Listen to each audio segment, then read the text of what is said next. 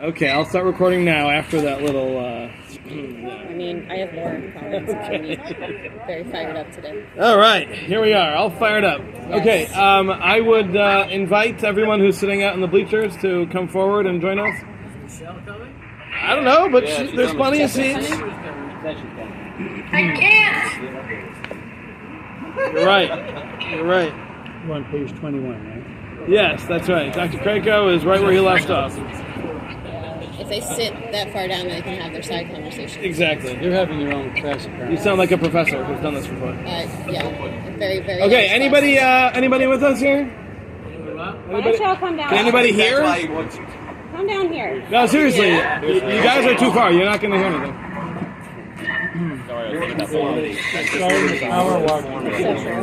So true, though. Conformity. That's all I'm asking is get with the program. Okay. Where's the first silence wall?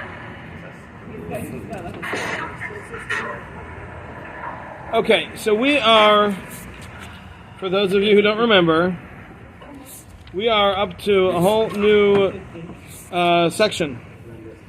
We're up to part 4. What page is that on, anybody? Anybody have a page number for us? 250. 251. All right. Okay.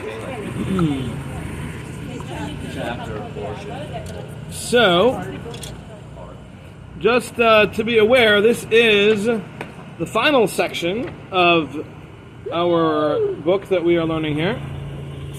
Do we do anything beyond? Because there's other stuff in there. There are nine chapters in this, but we So, are now we're not going doing the more on essay the home on stretch. fundamentals? I don't know. We'll see. Okay.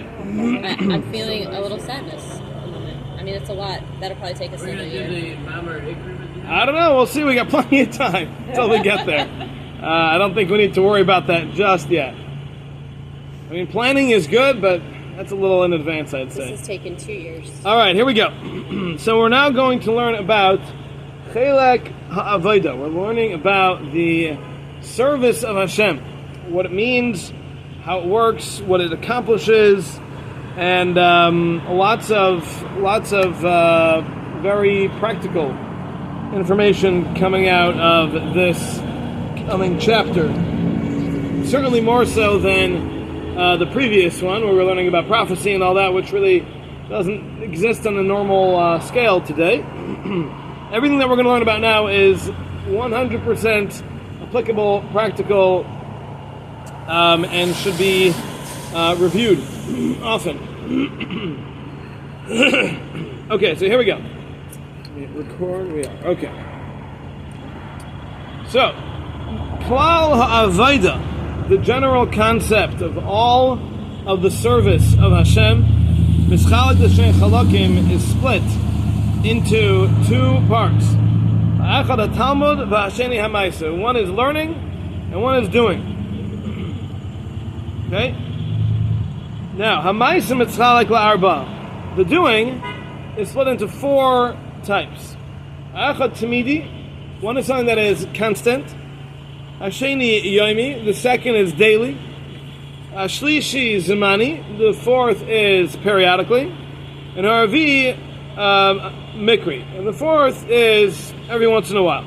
It depends on other factors. Is that what you would call Hishtadlus? This is mitzvahs. Yeah, this is about mitzvahs. And he's going to go through all of it at length. So this is just like he started off in his introduction to the whole Sefer. He started off saying that in order to properly understand something, you have to split it into its categories. You have to understand how to break it down, right, and how to categorize everything and understand what goes where. So that's how he's starting off. He's saying there's 2 types, 2 elements to serving Hashem. One is the learning about it, and one is the doing it. And then the doing itself has 4 types. There is consistent, that's all the time. There is daily, there is certain times during the year, and then there are those which happen based on circumstance. So we're going to go through all of these as we continue. Now, Hatmidi, that which is constant. Those are the things that a person is constantly required to do. Kigoin, for example, Avas Hashem v'yirasa, loving Hashem and fearing Hashem. These are constant. These are not things that have any kind of limitations in time or circumstance or person. It doesn't matter. It's always, all the time, to everyone. It doesn't change. In a way, those are the hardest, because you don't do anything.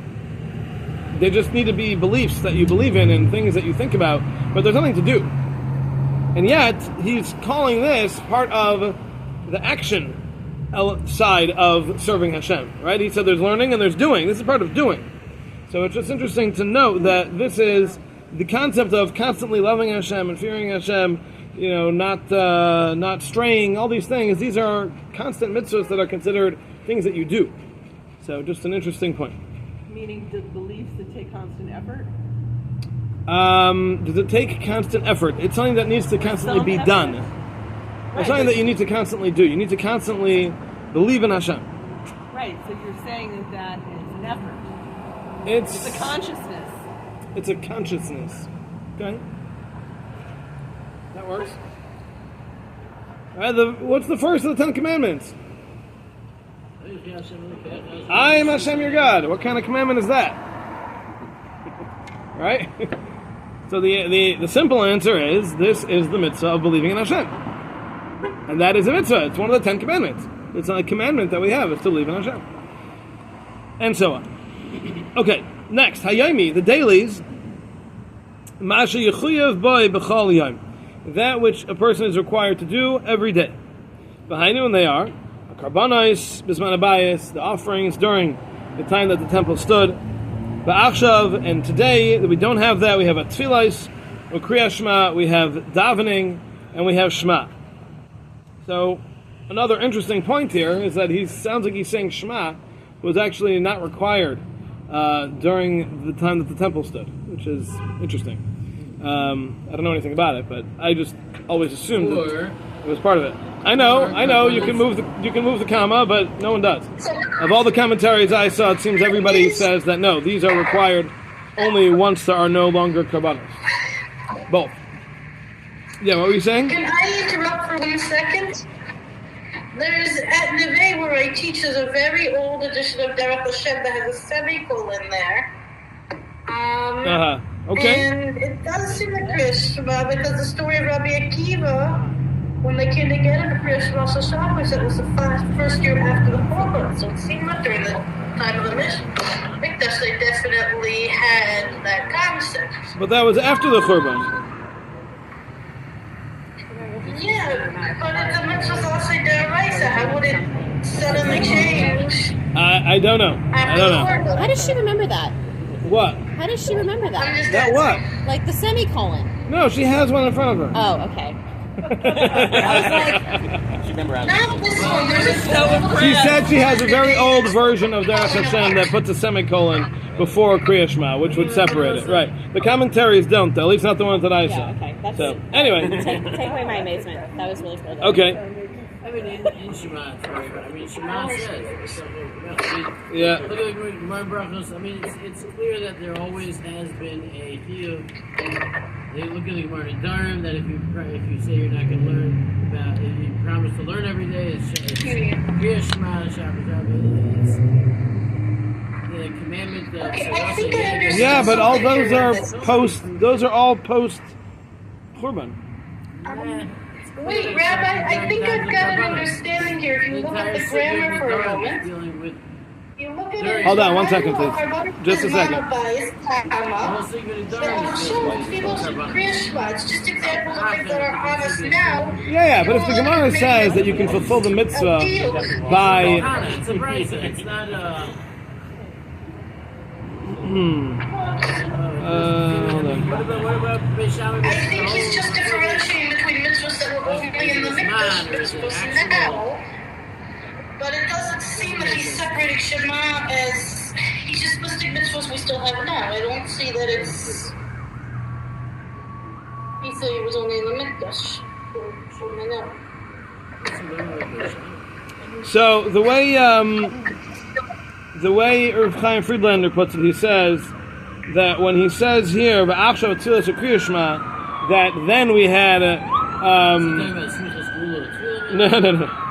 Saying that then we had the mitzvahs of the karbanos, and today we also have davening and shema. Meaning we had davening and shema then too, but now we're left with only davening and shema. That's how he learns it. But all right, whatever it is. Okay. Although, I mean, the Gemara says Avraham Avinu brings Well, they kept the whole Torah, yeah. not just that, but that Avraham Avinu said, like, Mishmarim Sarim, and what's going to be when my children do sins and they don't have karbanos, because Hashem said that if your children do sins, then the karbanos will take care of it. The Gemara said, the Gemara brings it, Rashi brings it, that Hashem said, don't worry, they'll have tefillah. Right. So anytime you learn about that karma, by karma. And so that's clear that tefillah can be replacing karbanos.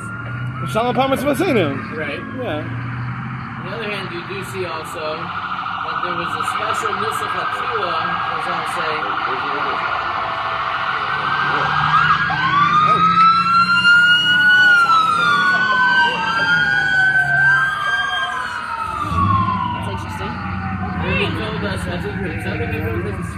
Every shaven had their own nusach tefillah. Yeah. Every person had their own nusach tefillah. Yeah, because tefillah wasn't davening before. During the times of Beis Hamikdash, davening was something that was not set in stone as far as what it could be. It was personal. It was subjective. Everybody said their own. So it wasn't like a formalized written. It wasn't. That's what Right. Once the But there Beis Hamikdash was destroyed, the men of the Great Assembly created the Siddur, Right. which is encompassing all the concepts that prayer can possibly encompass, which is why we use it.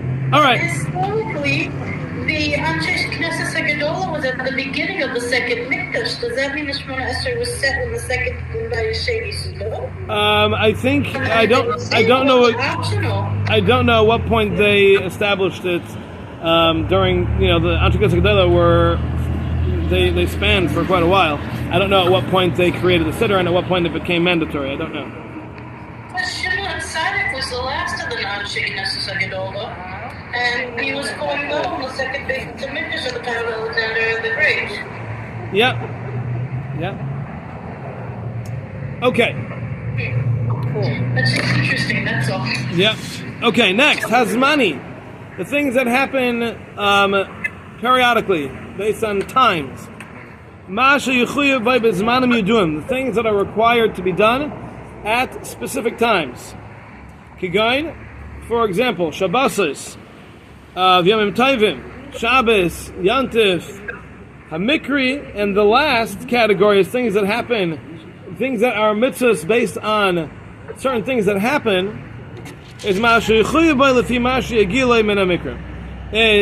that which a person is required to do based on a circumstance. Kigain, for example, Chala, the mitzvah to take off a portion of dough and give it to the Kohen. Meiser, taking off a tenth of your produce and giving it to the Levi. Pidyon Ben, redeeming the firstborn son, giving that money to the Kohen. Kiyotze, etc. So these are all things that are dependent on a circumstance. The mitzvah of Chala is only if you're making a dough that's of a certain size and made of certain ingredients.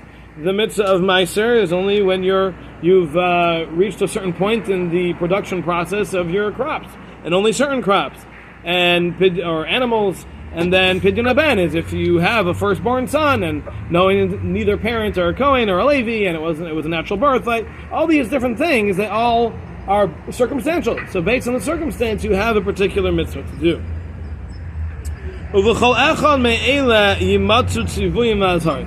Now, in all of these categories, there are guidelines, there are positives, there are negatives. Tahainu asin v'lavin. There are mitzvahs to do, and there are mitzvahs not to do. So there's a mitzvah to remember Shabbos, which we fulfill by davening and saying Kiddush and mentioning Shabbos. And then there's mitzvahs not to do. Do not do the following things on Shabbos. do not light a fire, and do not build, and do not all the 39 categories of malacha. So all of the mitzvahs have, or amongst the mitzvahs, we have those which are positive and those which are negative. The heim shurmei rav asay tov. And these are the fulfillment of the concept of turn away from bad and do good. Meaning to say that the service of Hashem requires two distinct focuses. There is a focus on what not to do and a separate focus on what to do.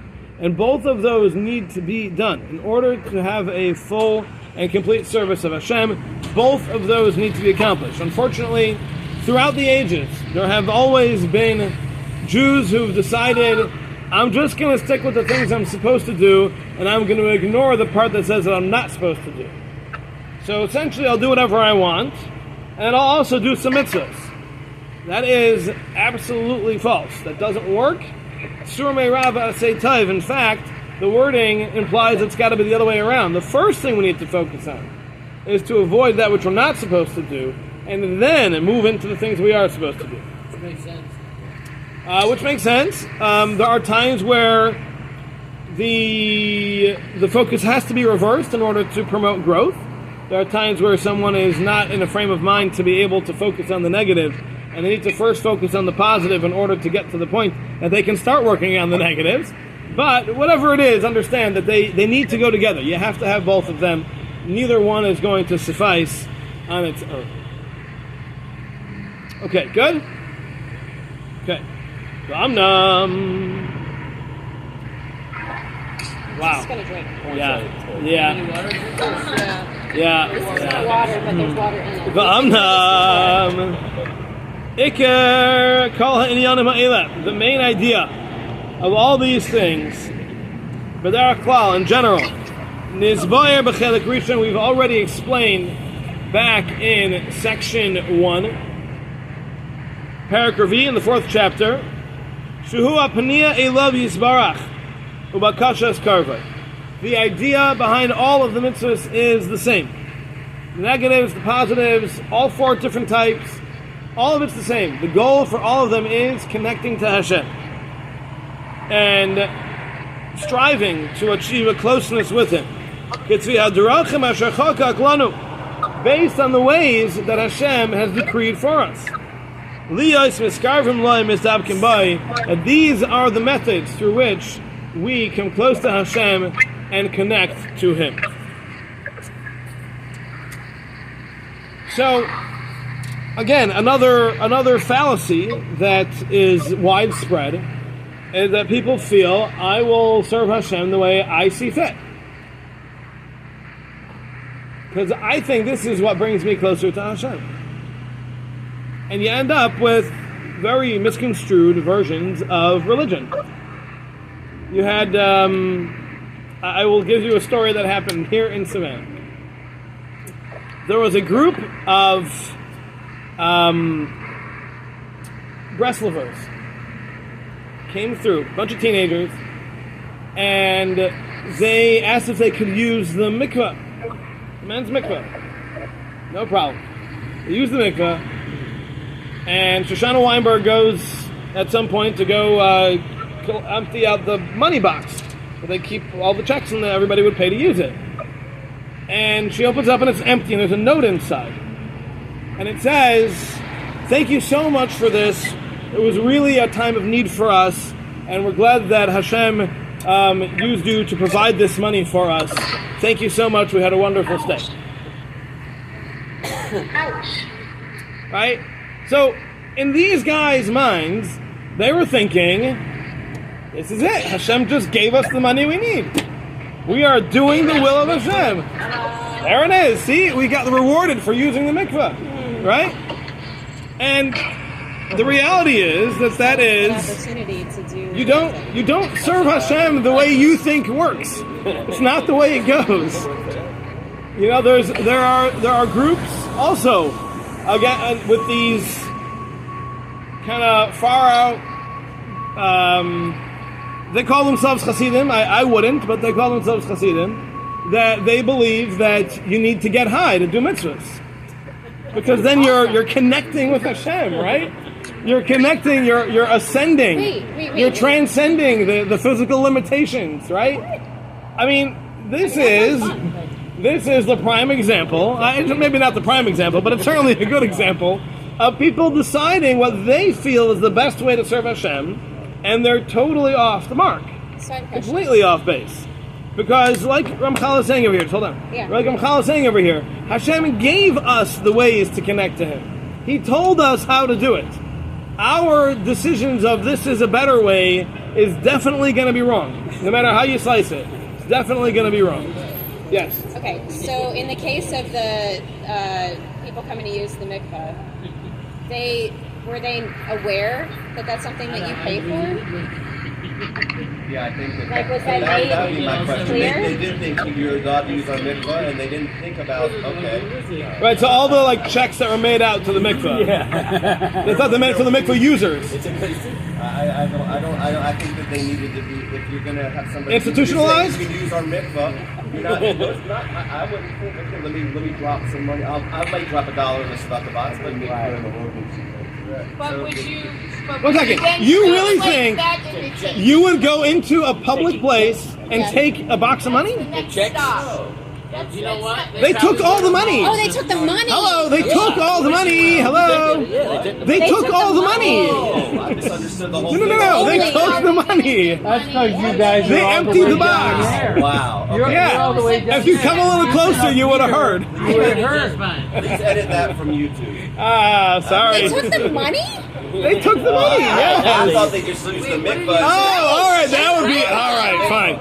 We've had plenty of people doing that. Yeah. They don't know better. Fine. Wow. No, they took the money. Wow. They took the So money. did you go for a check? They thought this was I don't know. Hashem's providing for them. No. What are the people who misunderstood? They thought they just didn't pay. Yeah. Right. No, I get it now. Oh, So that changes everything. But Okay. That could have been breast love. That could have been It anybody. could be any. They were now. I just want to add a tidbit to this. I don't want anybody to get offended, maybe we need to make a sign that says. but I want to just say. I just want to say. I know, but don't throw big breast love effect. under the bus. So I'm again. I don't want anybody to be offended by this, but I just want to say they did show up in a hippie van. Okay. Just saying. You know what? They were in a hippie van. So did they never paid it back? Just saying. So they never paid it back? Yeah, and there's not let's be honest, and there's not Jews that have stolen millions of dollars. Of course. That are from. Right. Okay. But I don't think. Let's be, Okay. let's But be hold on. Hold on. I don't think. Nobody Let's. is above any. Hold on. We're missing the point if that's what we're going. We're missing the point. The point here is that they. These are people who think they're doing the right thing. I hear that point. That's very different. That is twisted. The guy who's stealing millions doesn't think he's doing the will of Hashem. Right. He knows very well he's not. The point that Ramchal is making here is that we're trying to get close to Hashem. Yeah. Hashem told us how to do that. Don't try to make up your own ways to get close to Hashem. The guy who's stealing the millions is not trying to get close to Hashem. He's trying to make money. Yeah. I have plenty of cases with yeshivas where people work on things. Oh yeah. Things That can be. that go against certain tax codes. Yeah. That they invest in money before it goes public. Right. And they utilize all that money. So we need to be very cautious how we work things as Jews, because there's always going The bottom line, however you slice it, it comes back to what Ramchal says. Yeah. Hashem told us how to get close to Him, and He told us how not to. If we think we can use our imagination, we're wrong. Doesn't work that way. That's all. And I concur with you 100%. I didn't realize they actually. Yeah. Okay. So you had two highly educated people. That's the problem. Misunderstood. You're too highly educated. Yes. Let's just go with that. All right. Okay. Okay, let's continue. V'hinei. Fine. Sarich shenishtadel. A person needs to put in an effort. Lahasir kol maniyos hara hadavek b'chayshech hachamir yitzray lamazeh. To remove all impediments, anything that is evil, the things that are connected to the darkness of physicality in this world.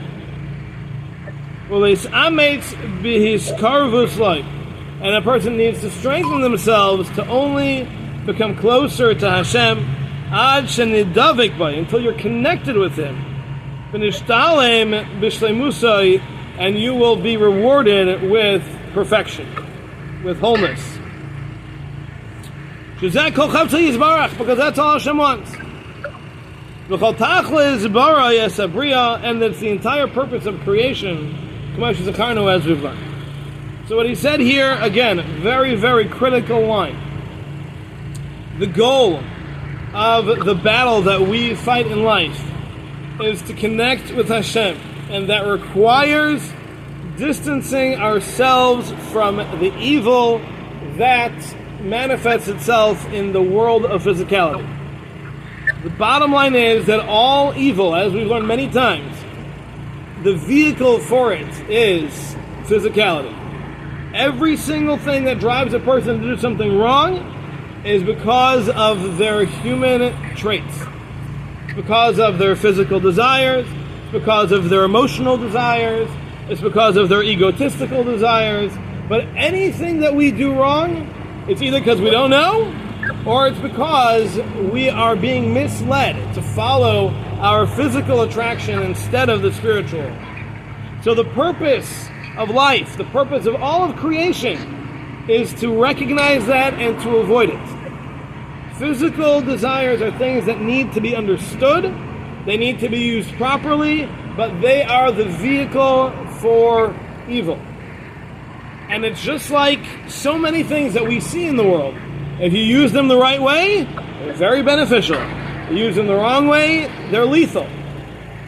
Simple as a car, or a medication, or a gun, anything. These things can be very, very useful, and they can be absolutely lethal. You have to know how to use them. You have to know what they're there for. So that's the goal of life. You gotta recognize what's spiritual, what's physical, and understand how to separate them and how to use everything appropriately. Okay, let's finish up over here. However,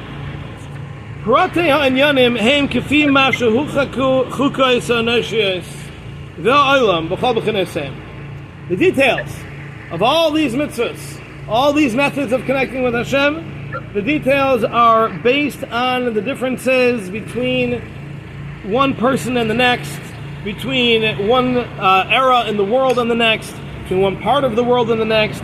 All the differences that exist, each carry different mitzvahs with them, and applications of said mitzvahs. They all change, and they're all going to vary based on the person you're dealing with, the circumstance you're dealing with, etc., etc. And the ways that are given to mankind to achieve perfection, and to raise the world with Him, and to perfect the world with mankind, the methods, the orders, the details, the roots and the branches, all of that is all part of the varying applications of the mitzvahs, the averos, the things that we do, the things that we don't do. All of it is connected in order to lead us to perfection and to raise the world up to perfection with mankind. And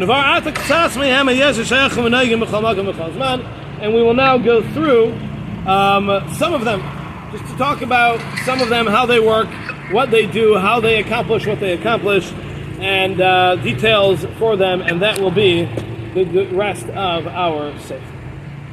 All right, very good. We'll stop here, and I'll see everybody next week. Are you going to see us in a few minutes? Because we're going to. Yeah, and whoever can, please join us at the shul. We're going to be cleaning out the storage container. Like overseeing everything? I'm there. All right, have a wonderful day, everybody. We have widespread experience.